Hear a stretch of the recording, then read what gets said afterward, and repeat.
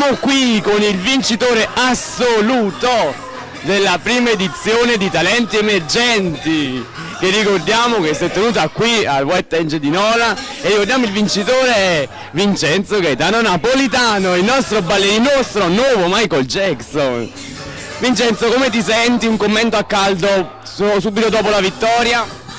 Molto soddisfatto e felice dei miei risultati, ovviamente.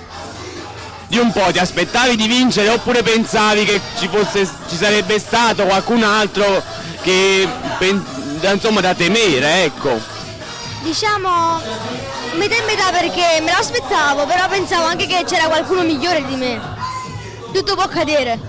E senti, com'è nata la tua passione per la danza? Cioè, da quanto tempo balli e sin da subito hai intrapreso questo stile di danza, oppure dopo un po' ti sei reso conto che questo stile alla Michael Jackson faceva per te? Allora, prima cosa ho iniziato a ballare hip hop ispirandomi a Michael Jackson all'età di verso 5 anni, non lo so, però ero molto piccolo e quindi mi sono ispirata a questo stile, però oggi voglio variare un po' e quindi mi sono ispirato anche al latinoamericano.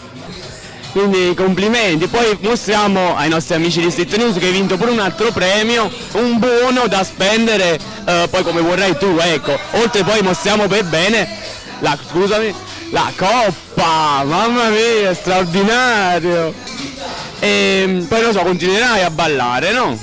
Certamente, vorrei anche insomma esibirmi in tipo, non so, qualcosa del genere per fare carriera. Bravo, certo, sì, sicuramente le persone di questo volto non si dimenticheranno. Vai, dici l'ultimo pensiero.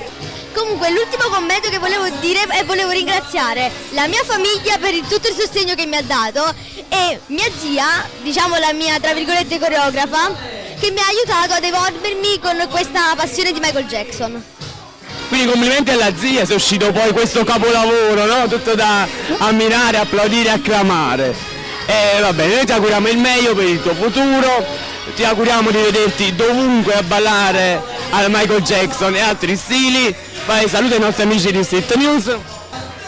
Ciao amici di tutto questo talent e grazie per tutto il sostegno che mi avete dato. Un bacio da Vincenzo Gaetano Napolitano.